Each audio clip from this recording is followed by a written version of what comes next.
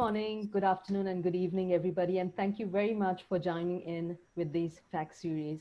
This FACT series is brought to you by PROTEQme. PROTEQme, as the name states, is here to protect you from all kinds of financial crime threats. PROTEQme is not just limited to cyber solutions or cyber engineering, cyber audits, or cyber securities, but it's here to create solutions for making this financial world a safer place, which is why we've created this FACT series. This is going to be a nonprofit series which is going to engage professionals from the financial crime world and is going to keep you abreast with the current changes in the regulations. We'll talk about solutions and we'll stay connected in the financial world. Ferozi, over to you. So thank you very much for that, Fran. So welcome all again. Good morning, good afternoon, good evening. What we would like to do is take you through certain areas of concern and share our expertise through our speakers on how do we take you to the next level of being aware of the latest facts that you need to be aware of in the world of cyber and financial crime compliance. So as introduced by my colleague Fran, the Xpert F.A.C.T.S series basically covers various aspects. We cover financial crime, assurance, areas of assurance, cyber solutions, and tips and strategies around that. What we would like to do is today present and welcome you all to a co-shared event between PROTEQme and GRC Alliance. So with that, I would like to introduce you to our speaker, Mr. Nick, who's been a board member for the GRC Alliance, board of director for GRC Alliance, and he's worked with the regulators very, very closely. So Nick, over to you for a few words and introduce yourself, please, if you can. Certainly. Look, thanks very much for the invitation to have a conversation with you all. And as you notice, you probably see I'm sitting back from the camera a little bit. That's really to do with some collateral damage I had from a brain tumor, and I don't want to scare too many people because I actually suffer from double vision. So we sit back a little bit. You can listen to what I've got to say. I'm sure it's loud enough. I'm hoping that we can sort of share my experiences, especially around the whole FATF mechanism, how these reports are written, how much notice is taken on them. I was heavily involved in the Australian one, and we were the second country in the world to be measured for effectiveness. And I think you'll find through our conversations today that that one of the biggest concerns that FATF have with the UAE report is around the effectiveness aspect, not necessarily the compliance and the law. I think that that's quite solid, but I think one of the issues that we need to work through today is what is meant by the effectiveness.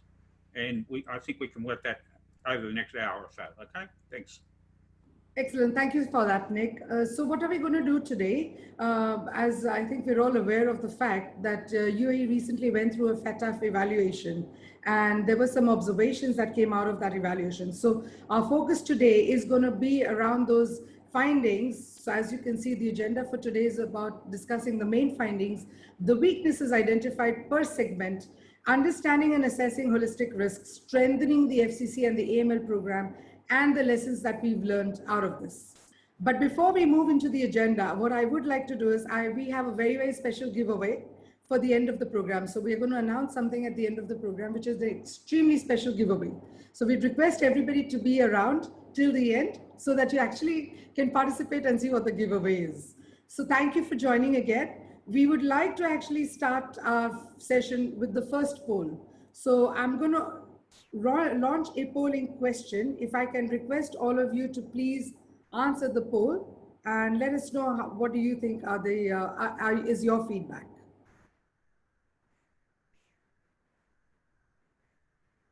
So the poll is on. Please feel free to answer the questions.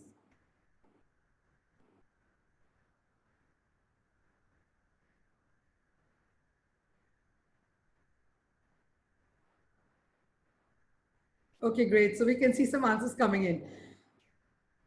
Fantastic. So we've actually asked two questions. How impacted was your organization by FATF mutual evaluation report results? So I think we had about 25. Okay, answers are still coming in. Excellent. Good, good, good. All right. Okay. Okay, good. Keep those coming in. Keep those coming in. Very good. So we've got about 25% of people who said that they were not impacted, but 75% said somewhat impacted. So we need to update ourselves on the AML program. So that's fantastic. Thank you for the honest feedback. And the numbers are going up. So good. For the second question, were the identified shortcomings expected by the industry? So 36% said no, it was in line with the expectations. 36% said somewhat surprising, as new typologies and risks have been highlighted. And 27% actually said, yes, my organization will require more training on these risks. So thank you so much for sharing that. It just gives us more insights on basically where you stand and what we need to do going forward. So with that, Nick, I just have let's kick off the session with the main findings. So as we can see in the report, it says that UAE is a major international and regional financial center, trading hub also, which attracts both legitimate finances as well as business activities for the financial flow. What do you think is your view on that particular area of FATF observation? It's quite, I want to make sure that everybody's very clear that the undertakings of FATF, the system that you have to go through to get the reports in place, and the work that actually needs to be done is very, very extensive. As a matter of fact, it opened my eyes when we did the Australian mutual evaluation. It was effectively 18 months of my life that I will never get back. There's a lot of work in understanding what it is they're looking for, a lot of work in understanding what it is they say, and then looking at your own systems to work out whether you have some shortcomings. So quite obviously, the UAE and the Emirates per se are looking for their future. They're looking towards their future. And one of the things that they do is, and I make the comparison with Singapore, is that you have to find a niche type of business that will allow you to prosper if other previous sort of income is starting to fail or starting to wane. So oil in the Middle East is one of those issues, whether we're running out of the stuff or the different sort of environmental attitudes are changing so that oil is no longer top of the list. So those sorts of things are about, I use the example of, say, the Cook Islands, for instance. One of the reasons why the Cook Islands have gone to a corporate structure registration regime is because of their fishing industry starting to fail. So they need other ways of doing business. So what we've got is we've got the UAE wanting to be a hub of financial information and flow. From my policing experience, they certainly do that very effectively. There's a lot of money gets flowed through systems in the UAE. The issue, of course, if you're looking to be a master of finance, you also have to fully understand all of the idiosyncrasies and all of the finer points of the movement of that money. So we've got a difficulty with Dubai being a flow-through organisation, is that they have to understand not only the source of the funds, but ultimately where the funds are off to. And one of these are the things I think in the report, it comes about as how effectively are we doing that? And the answer is probably not as effectively as we could. Understanding those games are quite difficult. And I think that your questions that you just had and the feedback from the last poll gives that bit of indication. I think there's some people here that, are sort of, the report is opening their eyes as to the complexity of the sort of work that they have to understand on an end-to-end game. Because one of the things I found when I left the police and start working with the private sector, especially the banking private sector, is that they are very good at doing specific things in isolation, but there's not many people that know the end-to-end process to see how that all fits into the risk. Perhaps that answers your question. Maybe you've got some more. Thank you. So for those who have questions, please feel free to write your questions out in the chat, and then Nick over here would be happy to answer. So Nick, my next question to you would be understanding and assessing holistic risks. So as we would imagine that today, post-COVID especially, the whole world is online, and I think so are the fraudsters and the criminals. And so the cyberspace has become a really insecure space to be in, especially how do you think that impacts through FATF, as a FATF requirement, the compliance professionals? Do you have a view on that? Yes, I do. So what we're talking about in UAE is not only a financial hub, but an electronic financial hub, right? They want to stay online. They want to be electronic in their terms. Now, one of the things you've got to understand when you start digitizing everything is that the information moves that much quicker.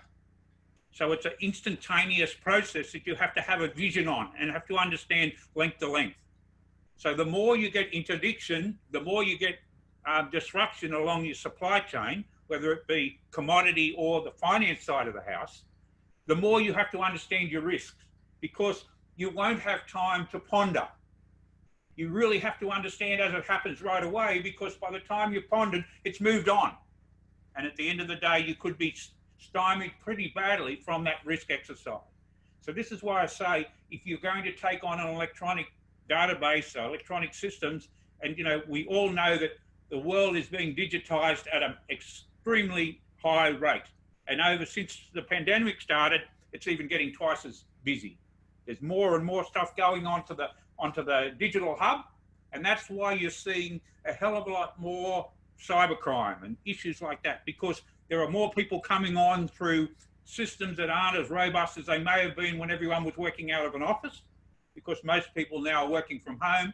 And probably the issue that Irina's having around IT stuff, is one of these examples of things can go wrong. And as a consequence of that, how do you deal with the data that you have, the security that you have, and more importantly, the understanding that you have in relation to that particular event that's occurred.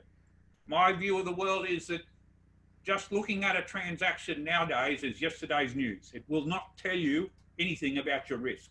You have to bring in other sets of events, more non-financial, around purpose, around motivation, around source. All of those sorts of issues are the things you need to know. And getting back to the point that I make right from the start, you don't have much time to understand that in that flow of that information and money flow going through. Excellent. Fran, over to you. Nick, do you think the UAE also struggles with close proximity to sanctions, or is that one of the issues that Dubai and the UAE seems to be facing? Oh, very much so. All right. So you're sitting just outside the core region of all the issues that you've got, right? In relation to sanctions, in relation to terrorist financing, across all the troubled regions. So it's difficult to do that sort of activity, even criminal activity and terrorist financing activity in the troubled zone. You actually need to step it just a little bit away, but close enough so that you can make that movements fairly free. And one of the issues that Dubai has is it's a very central hub too. So if I want to talk to somebody face to face, then Dubai is a beautiful place to go to, because you're not traveling like Australia. You've got to travel 6.5 hours before you even get offshore. But in that area, especially some of those conversations that need to be done face to face for security and make sure you don't get locked up, it's easy to come in there and have those conversations. It's easy. They've got very, very secure processes in place across that, and the understanding. You've got a situation where they can move freely. It's a very, especially Dubai, you move around very freely there. And so they're the sorts of additional risks that the centre has when it comes to financing and financial transactions. Okay. So Nick, I had another question. So as you mentioned, Dubai is a very trading hub, right? There's not much manufacturing, but it's also a hub to transition, for the funds to transition from one jurisdiction to the next.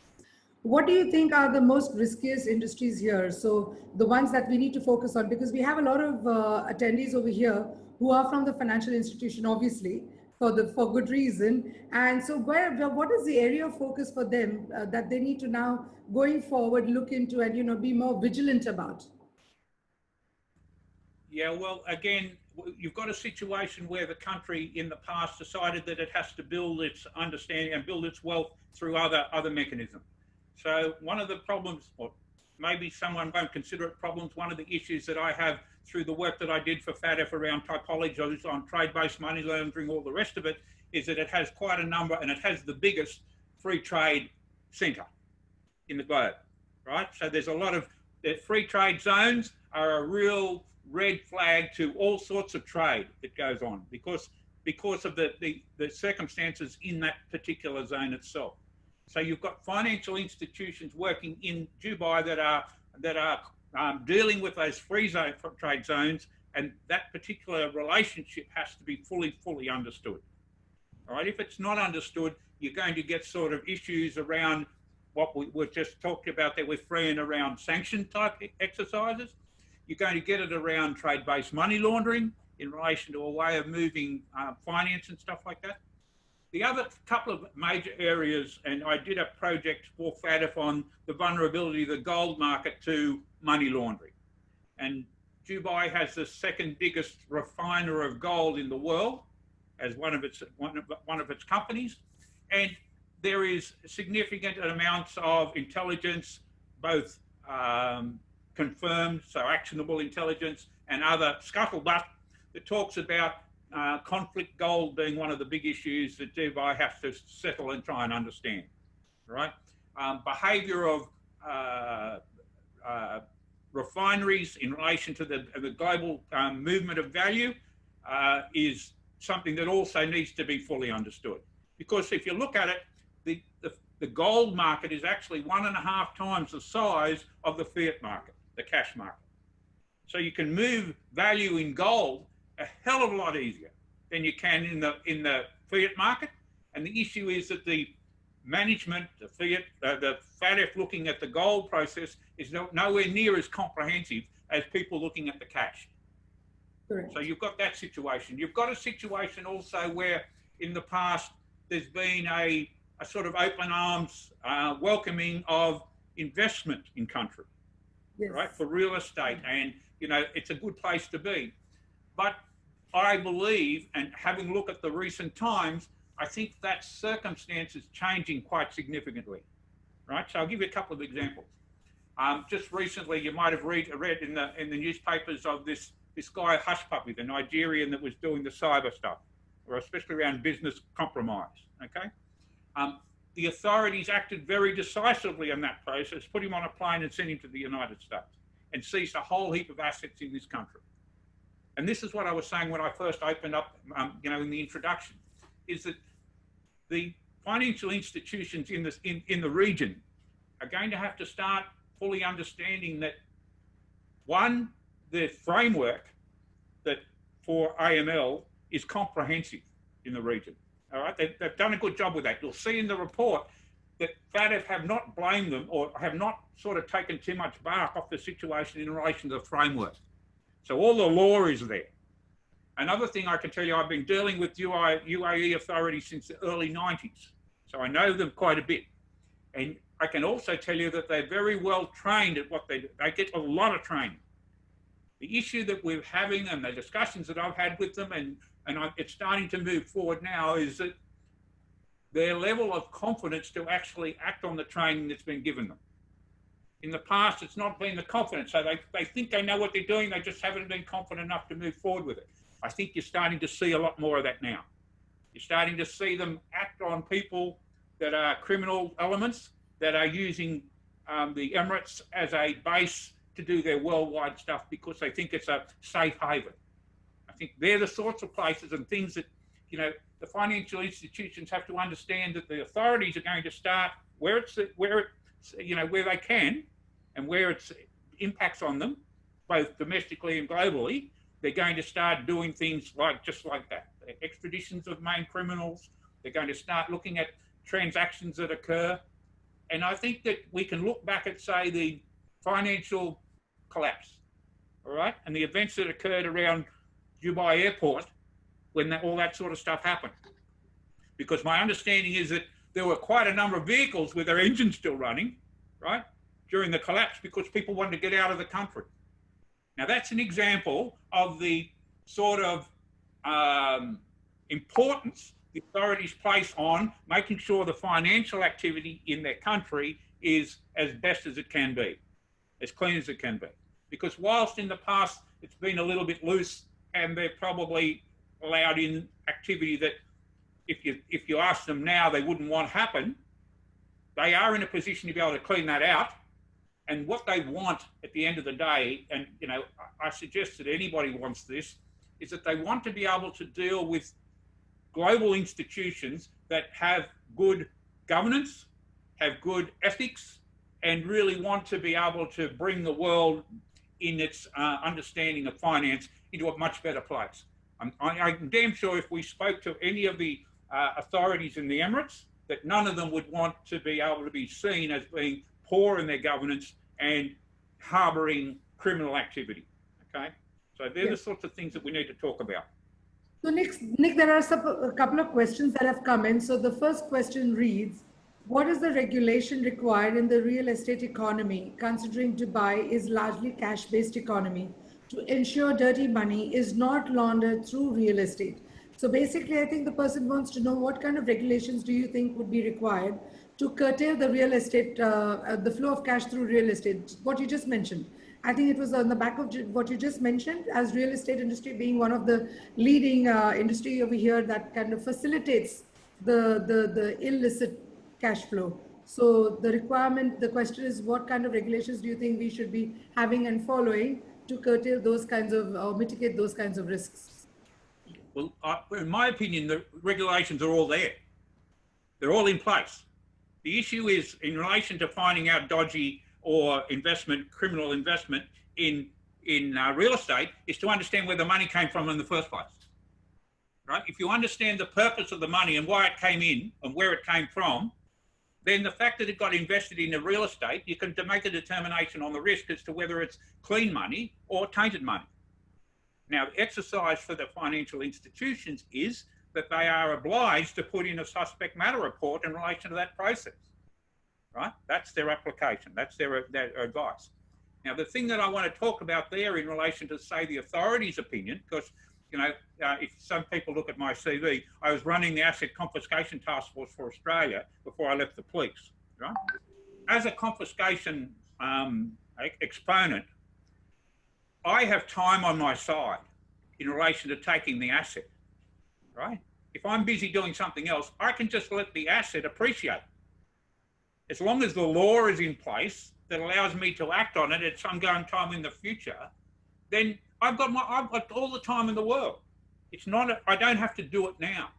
So if you look at the legislation from the Emirates, is that it started around 2002, right?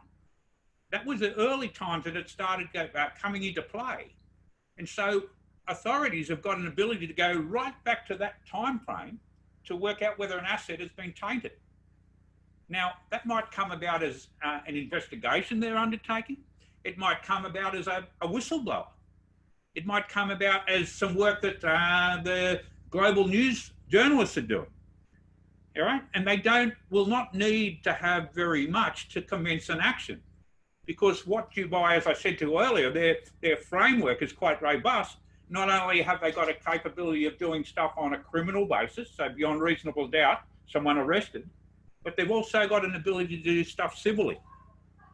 All right? Not that they've used it that often, but it is there available for them. And it allows them to do civil action, which means that no one needs to be arrested in the first instance. They can take that action at any time. And I think, as I said, as they start getting confidence in what they're doing, understanding the better profiles, as the information improves, the actionable intelligence improves from the financial institutions into the FIU, and then they start actioning on it, you're going to start to see a more robust and more aggressive play. And the other reason for that purpose is that with the pandemic, the only people that have actually got money at the moment are the criminals. The government haven't, because they've had to give it to the people. The people haven't because they can't get a job. So the only people that have got serious money are the criminals. And that's why you're starting to see the things like Wirecard, all of these sort of investigations starting to come into the play, because they know if I can get $1 million fine, $1 billion fine, or I can seize $37 million worth of assets, then I can use that to help pay off the coffers, to build the budget back, or I can start giving it to more people that are still under covert effectiveness, okay? So we've got to look at the bigger picture in relation to how we apply our effort in relation to it. And one of the things that I think as a tip for the people that are listening is that they should seriously look at the UAE's national risk assessment. It should be the starting point, right? Where the country has rated a matter as low risk, that should be at the lowest risk of their activity. Where the country has rated as medium or a higher risk, then the entity should be able to say, look at their systems and say, are we identifying this stuff? And if we're not, then mate, it's a matter of time, because someone from the FIU or the compliance guys are going to come in and fine them. True. Okay? And over to you for the next question. Nick, what would be your advice in dealing with charity organizations, whether as a company or whether just when we go into a supermarket and you find these small little kiosks that say, okay, this is a charity organization, can you give us a dirham? In around the Middle East?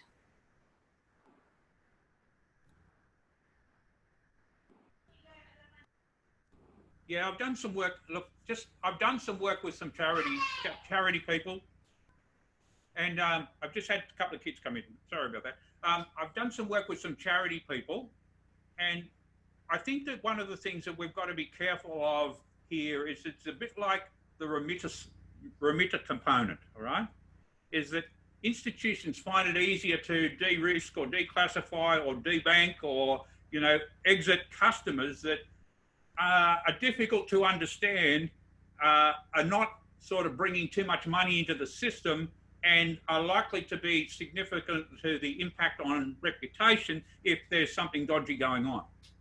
But one of the things we've got to understand is that most of the people that are exposed in the world, the vulnerable individuals, rely on charity so much just to keep alive. And we can't afford to be wiping them off the face of the earth because one, don't either understand them or it's all too hard. Right? So a lot of work is around trying to get the charity to be in a position to be able to explain what it does, because they don't do a very good job at that.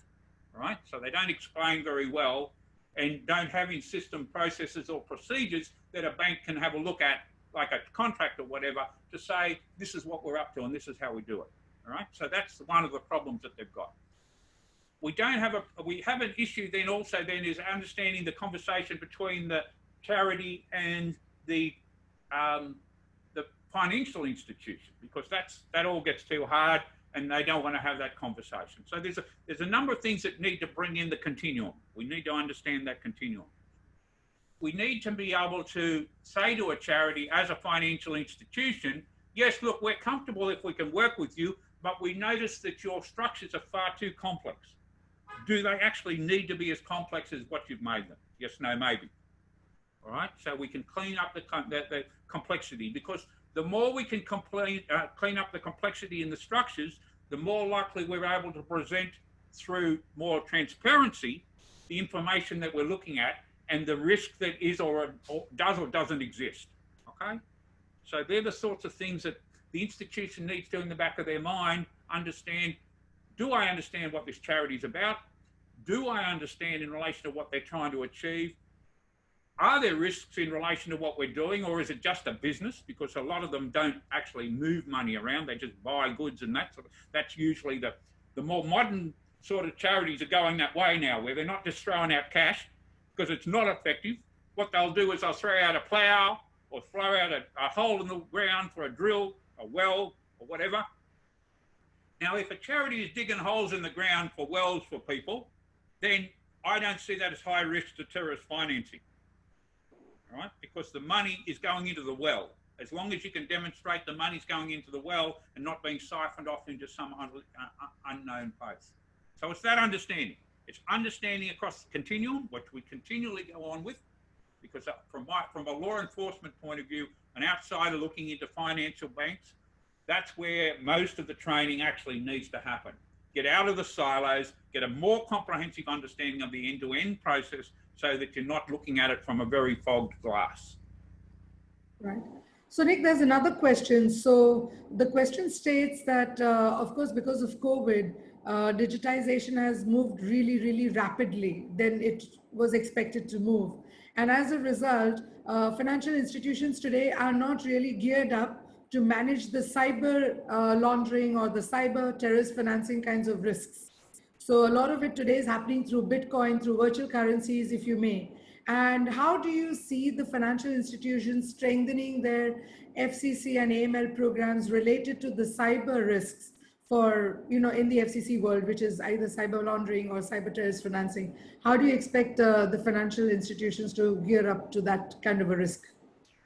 Yeah, I'm telling you that, you're exactly right. Like, if you're trying to follow the cyber movements, the electronic movements through the washing machine, all right, you are wasting your time, all right, because you just will never get across all the jurisdictions in time. If I was a law enforcement, every time I went to another jurisdiction for evidence was another 3 years on my investigation, right? You just can't do it. My advice to the institutions is to look at the money that's going, it's the on and off ramps of these things, right? Where the fiat money changes to the electronic money and where the electronic money changes back to the fiat money, all right? Because you can't do anything. You can't buy, whilst there are some people out there that will let you buy a house with Bitcoin, I wouldn't be doing it, all right? If you want to do that as an institution, then wear the risk in relation to the dodginess that's going to come out of that process, all right? Because you will not, with any sort of confidence, be able to say that that piece of Bitcoin that makes up this particular payment came from all these other sites, because they've been shattered into 40 billion places. You've got all these different sort of platforms that spin and deal with it all. And if anyone that comes to me and says, I fully understand where the money's flowed through Bitcoin, I look at them with a lot of skepticism. Because yes, you can track it down if you've got 15 years to keep going back through the journal, all right? But unless you want to do that, and it's a matter for you, the important thing is, where is the money going to change into an asset that the criminals can actually use? Because understanding all this is about the finances of organised crime. Terrorism is about the financing of terrorism, right? If they're moving millions of dollars 40 times through 16 jurisdictions of 0.0001% of a dollar in a Bitcoin, who's got the energy to do that? And who's going to be able to prosecute them for them anyway? So we've got to get a little bit more pragmatic around what it is we're trying to achieve here, okay? Personally, from my point of view, those sorts of Bitcoin processes with the vulnerability, the unstable nature of it, the good money launderers are never going to use Bitcoin as a money laundering mechanism, all right? Because it varies too much, and I'm damn sure I don't want to be chased by a criminal when I didn't pay him back the 200K he gave me to launder for him, because the Bitcoin fell away and I've only got 120K left, all right? So, the Bitcoins are for cyber criminals, and we've got to look at the cyber criminal process totally different to the money laundering game. So the issue in relation to, say, cyber criminals around business compromise has got nothing to do with financial deals. It's around the email. It's around convincing someone on an email to raise an invoice or raise a check to pay someone else, right? So we've got to understand what's the driving initiatives and what's the methodologies used by the different criminal groups and how they go about doing their stuff. Don't try and apply a money laundering technology or solution to cyberspace, right? Because it won't work. Don't try and do a gold value movement, gold for money type process on a fiat bulk cash. It won't work. You have to understand the idiosyncrasies of each of these activities and then work out whether you've got enough cover to understand what's going on end to end. Thank you, Nick. So there's another question that has come in. With the increase on digitization, how can financial institutions deal and have control with third-party related transactions and transactions done on behalf of another individual? This is one big headache for the regulators with the regulators. So, very much so. And unfortunately with regulators, they're a bit like police. They'll only tell you when you're in trouble when you see them with their gun out, all right? Other than that, you don't know you're in trouble. So the regulators are a bit the same. When you ask a regulator, well, how far is far enough? They'll always tell you, when we come and start giving you fines, then you've gone not far enough, all right? So I totally agree with you. And the issue that we've got as we become more digitized and things become quicker and the ability to fracture stuff becomes much easier, you start needing to go outside your own sort of comfort zone and your own understanding of data and start seeking information from other sources. So, you know, trade-based money laundering, as far as I'm concerned, is the only way to do business. And I'll tell you this why, because I was doing some work, I did a hell of a lot of work with Austrac, the FIU in Australia. And what the FIU was starting to notice is that individuals were using excuses for the movement of money, for instance, as the death of their grandmother. They're paying for a funeral for their grandmother. But when you start seeing the 13th excuse from the same individual that his grandmother's died and he's paying for it, it starts getting a bit suspicious, because how many people have got how many grandmothers? So why the crooks have moved into the money laundering space is that if I'm a company that wants to move money and I'm using a box of tomatoes as the excuse to do it, how many boxes can I move that's going to look suspicious? I can move 300 or 400 an hour for the rest of my life if I'm in the tomato business. And so I don't need to keep coming up with different excuses. So they're the sorts of things, a third-party process. You know, why go and try and find somebody on the street that's prepared to do the work as an individual for you and keep their mouth shut, when you can open up a corporate structure where nobody even knows they exist? And then you look at somewhere like, say, Malta, for instance, where you don't even need a name to open up a corporate structure. You can use another company. And you look at sort of databases like Bureau van Dijk, who are the aggregators of data around the world, and you find a company is the director of 64 other companies. Now, under that structure, if I do one invoice to, say, $10,000 from the first company to the second one, and I'm the owner of all of them, by the time I've hit the 34th company, I've actually laundered over $1 million on invoices, right? That's only halfway through the game. Now, how many invoices can I do? Well, maybe 20, 30 an hour. So there's a lot of money can get moved in a very short period of time with no difference looking at it than yesterday or the day before. And when you look at it, even nowadays, an individual that moves, say, $10 million, right? Even if it's a multi-millionaire, will raise some suspicion somewhere. Why is it so, right? But often I'm seeing companies that have been commenced and been running for a week that move $10 million and no one's even asking the question. You know, there's been no other transactions and all of a sudden $20 million goes through the system and they've let it go. You know, they're the sorts of understandings of behaviour that we're talking about, not the transaction itself, because if you look at that transaction of 20 million on that day, it means diddly. It looks like a company to send to another company. They look like they're in the business that says, all right, yeah, $20 million is not such a big deal. But if you look at the circumstances around it, the time frames around it, then you'll find, well, how come they've never done anything and they haven't done anything since and that was a one-off? All right, that looks suspicious. And one of the things I talk to bankers about, if you want to understand how to peg things back to something that, so you've got a fixed point. Identity is not a fixed point. You know, I've used probably 60 names in my lifetime and undercover capacities and all sorts of stuff, right? So an identity process is not a fixed point. The only true fixed points in activity is, well, there's three of them probably. One of them is by default of the fact that we have gone into electronics, and that's IP addresses. That's a good one, all right? So whilst it might move around the world, it usually is associated with a particular machine, all right? Unless you get into VPNs and all that sort of stuff. But most of the time, that's one of them that's a fixed game. The ones that are truly fixed, though, are location, because it's a latitude and longitude game, always on that. And the one that's more critical is time. When criminals start working out how to go back in time and adjusting the problems that they identified further down the track, then we're all in a world of hurt. But if we peg it back to time and say, well, when we onboarded this person, they said they were going to do $500,000 a month. They were talking that they're only going to deal with 2 or 3 companies. And then 6 months' time, we find out they're doing $200 million a month and 30 companies that they're never going to use before. That's how you start to identify risk. And then the transactions start making sense. And then the transactions you can actually do much more interpretation of, much more investigation, because you now understand that you're in the belly of the dragon, and you can see where the rib cages are to really make a deal. If you're looking from the outside in, you just keep attacking the shell and you're never going to go anywhere. You're just looking at a transaction and it's meaning nothing. And the more complex, through Bitcoin, through all that sort of thing, these transactions are, the less you're actually going to understand what the hell's going on. Correct. And over to you for the next question. I think there's another question. Yep.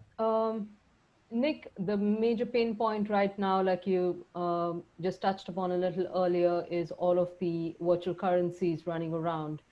We also understand that there's a new regulation come up with FATF of the travel rule around all of the virtual currencies. And Dubai going in really strong with all of the virtual currencies. What is your take on that? Do you think, I know financial institutions have been struggling with it. There's a lot of talk among the whole financial professional world as well. What's your take on that, on the travel rule in specific? Well, like everything else, and yeah, we've had a lot of conversations across a whole heap of industries and a whole heap of people. My sort of take on the game is, and it's like everything else that I used to do when we were the police talking to the young people. If you don't understand it, don't get involved. All right. If you want to do it, if you want to get involved, get someone that understands it. All right. So spend the money that you want to do if you want to get involved in that process. But don't walk into something and look at it and say, oh, I understand this process, and don't do it, because that's when you start getting into trouble. So Westpac, for instance, a good example of that process in relation to the fact that they exited most of their remitter services. They figured that they could enter into a light program that would allow them to do this stuff without too much cost. And they didn't understand the environment. They didn't understand the market. And as a consequence of that, they got nailed. They got really, truly nailed. So the exercise, as far as I'm concerned, is that you have to understand that the business that you're in. Also, I think you've got to get a bit realistic with the game. So, the world that's still at the moment is really still a regulator's paradigm, all right? In 1987, when they brought in the whole FATF framework, the idea was to identify criminal money and take the criminal money off the criminal. But in order to do that, they set up a program and a platform, and the banks decided in their wisdom, and I think that they're rude the day they did this, but they decided in their wisdom that they understood risk for money, and so they would be the determinant of risk, right? And of course, the regulator says, beautiful, we don't have to determine it, up to you. But in the last 30 years, so what the regulator says, all right, if you're going to determine the risk, all we need to know, or all we need to understand is what's your program? What do you understand your risk to be? And so they were asked to write a program, which is what happened with most of the banks. They were asked to put controls in place that matched the program so that they could test it. But for 30 years, we still haven't got to the point where their actual program matches the business. And all the regulators have been doing for 30 years is coming in and saying, all right, this is your program, show me your business. And they're going, they don't match. Here's your fine. So we've got to start getting a little bit serious around what it is that's high risk, medium risk, and low risk, because I can guarantee you, if we start getting actionable intelligence around the activities of criminals that's such that we can actually take the asset from them, any law enforcement body that has anyone that can spell fraud or economic crime will be busy for the rest of their life in relation to the amount of resource we've got available to do the work.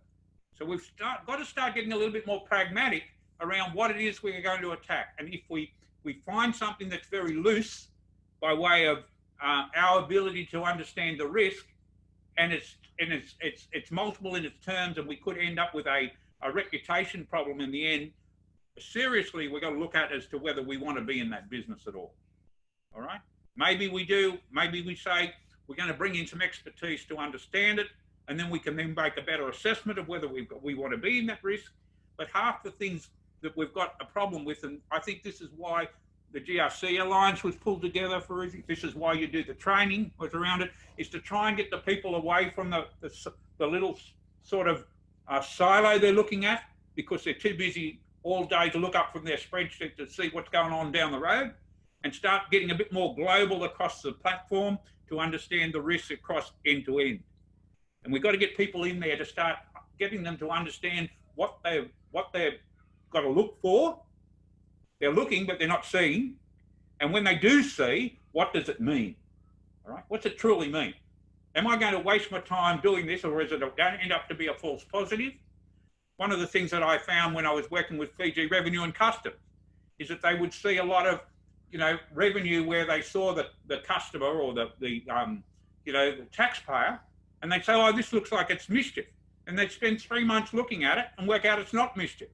It's a false positive that wastes a lot of energy and a lot of time, and a lot of money. We've got to understand right at the start whether it's mischief or not, and then we make a determination what we're going to do about it. So they're the sorts of things I think we've got to seriously look at. You're right. The country, the Emirates, will want to try and build as many different platforms as they possibly can. It's the institutions themselves that have got to work out which bits they actually want to work with and leave the rest of it over to somebody else, or come in together as a collective in a sort of ecosystem that will allow them to better identify that. And that would include bringing in, your IT systems, your reg techs, your IT systems, and everybody coming together to understand the game. I think, Nick, that punchline of if you don't understand it, don't get involved. I think that should be the punchline for today. And we take that as a takeaway personally and with financial crime. Mate, I'll let you in a little secret. Law enforcement guys do a lot of planning when we start doing things like, raids on houses, to go in and get a criminal, arrest a criminal and that sort of thing, because you do not want to know anything that doesn't happen. One of the biggest risks for police, like myself when I was going through it, is, and this might surprise some of the people on the webinar, but the biggest risk to police normally is family law matters, where you go in there's been a conflict between the partners, and as a consequence of that, you think one's going to be hostile and the other one's not going to be hostile, and you can get yourself in a lot of trouble when the other one turns. And because you haven't assessed the risk and you have no choice in relation to taking time to assess the risk. So they're the sorts of things that you need. You need to plan the game to understand the game. And if you don't have time to plan it, if you don't have systems in place to understand it, then stay away from it, because inevitably your CEO or someone will go down the drain and you're gonna have a reputation issue for the rest of your life. So Nick, thank you for that. There's another question, because we're coming towards the end of the program. So I just wanted to quickly go through the questions. So there's another question around considering the UAE infrastructure, especially for non-financial sectors, which are posing a high risk, i.e. real estate. Can a public UBO register be as an approach to mitigate the risk? What do you think UAE can adopt such arrangements? So I think yes, I think so. UBOs over here in the UAE. That's right. My understanding is that there's something like 16 different registers, all right, for entities and stuff like that. What needs to happen is that those registers need, and UAE is no different to the rest of the world. Like the UK have still got something like 300,000 companies that still don't know who the directors are or who the beneficial owners are. So it's a major issue, but we need to get transparency into this non-financial information that's absolutely essential for you to understand the risks that you're dealing with. So my view of the world is, and I've said it many times, is that I think personally under this whole framework as it currently stands, and maybe that's why FATF is looking to look at how they're doing the whole thing, is that most institutions have got both hands tied behind their back and both legs tied to the chair. And they're still expected to do all this sort of stuff that half the time is information that they've never had any sort of engagement with, and the whole time they've known banking. It's police information that they want nowadays. It's the stuff I can give them, the understanding I can give them from outside, not the financial stuff. It takes them nowhere, because the criminals get the best advice the same as everybody else. Have no fear that the list that you're using as a tick box to make sure everything's done, the crooks have got the same list. And they spend their time testing to see if you've changed your list. And if they figure you've changed your list, they'll work out what you've changed it to, and then they get more information and away they go. They are exposed to the same people that are giving advice to the financial institutions. Don't ever underestimate the tenacity of organised crime to find out what's going on. And there's hundreds of stories. The next time we have a webinar, mate, I'll give you a few stories in relation to how some of that was about. It's quite fascinating. Thank you for that, Nick. So there's another question on the FATF evaluation report that has come out, where they've mentioned specifically about the understanding of the UAE on the risk, holistic risk of money laundering, terrorist financing, and the whole works. So they're just talking about the actual understanding, because in my view, when I speak to financial institutions from the training aspect, a lot of them apparently are in the mindset that we are where we need to be. However, the FATF report does not actually indicate the same kind of response, where they're actually showing a concern about their understanding on the risk. Would you be able to shed some light on that, please? Yeah, so the conversation, I've had the same conversation in India, where the Indian FIU kept the information about the national risk assessment only to financial institutions. I personally don't think that's a good way to go. I think everybody should understand it. The whole country should be given a copy of the financial risk or the risk that FATF has taken on, right? So that everybody knows, right? Now, one of the things that I read in the report, and look, we were exposed to the same problem when we're trying to convince the reporting agencies that came and reported on Australia. What we're trying to tell them that was our best way of being able to deal with money launderers in Australia was to do by way of disruption, not by way of criminal conviction. But the FATF rules are written because they were written under US regime right from day one, and the US like conviction-based statistics, not disruption-based statistics, right? So we're trying to convince them something different. My understanding of what's written in the report is that they have some concern that the UAE methodology in formulating the national risk assessment wasn't as robust as it could be, right? So whilst it came out with an end result, was the mechanism that actually built the end to the end result as robust as it could be in the opinion of FATF. So we've got to be a little bit careful there in relation to what we're saying, because the regulator FATF and the reporting agencies have got a different opinion in relation to the strength. It might be that the financial institutions are actually working to the financial national threat assessment that currently exists, because they see it, right? But there's got to be probably a broader discussion going around, is it actually a true representation of the risk in country? Okay? And that's another argument altogether.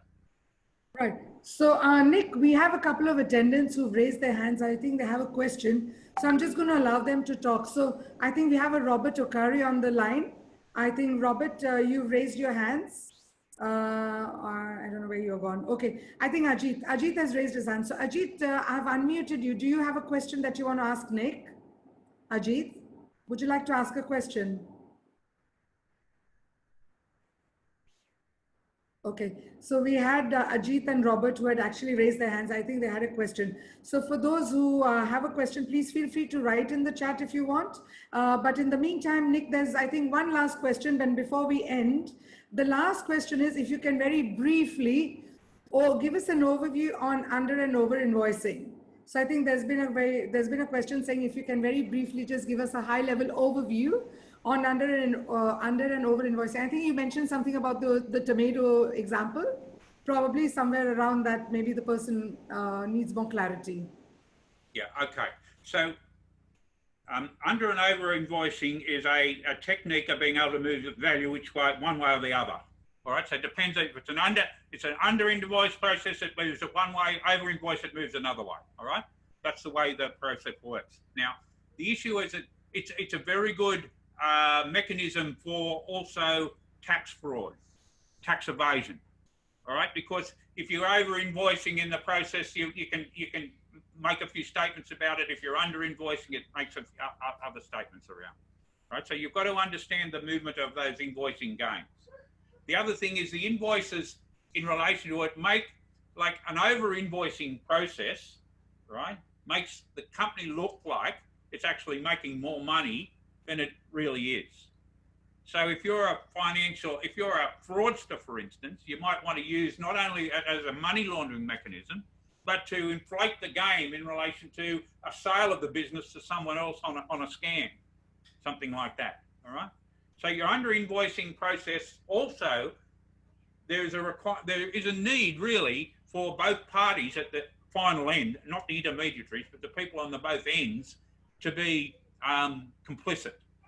All right, they actually have to be conspiratorial, because There's no way in the world if I've got an invoice that I expect to be $200,000 and it's sent to me for $300,000, I'm going to pay it. Unless there's some arrangement that I know it's going to be $300,000, I'm paying it for some nefarious activity.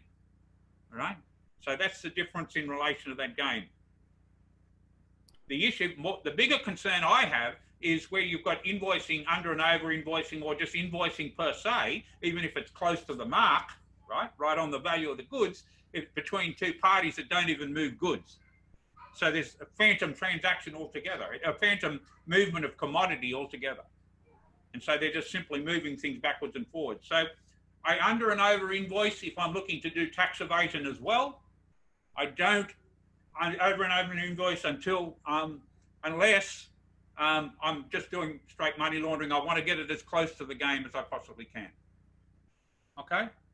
Thank you so much, Nick. And I think as we come to the end of the session, first of all, I just want to say a big thank you to all the participants who've taken the time and the trouble to join us today. A very big thank you to Nick for your support and for answering all the questions that our participants had.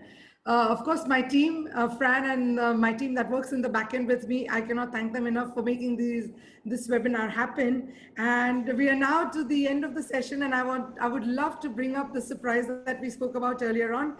So here's the surprise. Just before you finish, Frezi, if anyone's got any other questions, if they come back through you, I'm more than prepared to answer them, okay? Thank you, Nick, for that. Thank you so much. I didn't see any questions, and that's why I thought, I think we've pretty much answered most of the questions. So, but yeah, if there's anything that comes in, we'll be happy to take that on board. What I would like to do is, we're actually giving away a LinkedIn premium membership to a lucky winner who can actually go on LinkedIn. So we've posted our session, our webinar today on LinkedIn.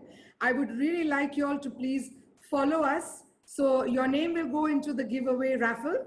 You need to go onto LinkedIn. I'm going to put the link on the chat. Please follow us. Comment on the session today. So whatever your key takeaways were, one thing that you liked about today's session, if you can give your comment in LinkedIn on the comment section, your name will go into the raffle draw and the lucky winner will get a premium membership for LinkedIn. What I'm going to do is I'm going to put the link for our LinkedIn on the chat over here. So for those who are interested, can just copy the link from here and you can actually go onto LinkedIn and just follow the steps. So there it is.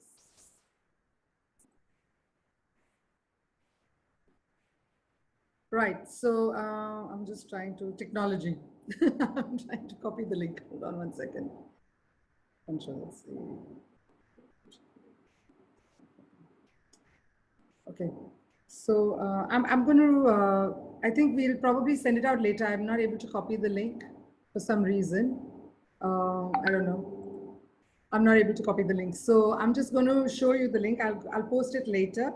And what we would like you to do is, you will have a mail invitation later to go and follow our page. So that's our page on LinkedIn. If you can follow, and if you can give your comments over here on this post on one thing that you liked about today's session and one thing that you took away from today's session. And Nick, we will come back to you. So if there are any other questions that we come across through our comments, we will come back to you and we can actually go and reply to them on social media if that works for you. Yeah. And so everybody who will participate in this giveaway contest, obviously will go in a raffle and the winner will get the LinkedIn Premium membership from us. So that's a little bit from us. And Fran, over to you if you want to say any last few words. And I think finally we'll close with Nick if you want to say a few words. I'd just like to thank everybody who joined us. We hope the series has given you some value to take away. And thank you again, Nick. I'll just hand over to Nick. Nick, last few words of wisdom before people sign off. My pleasure. I do hope that we've been able to transfer a bit of understanding and experience. And, as I say, we'll do some more going forward.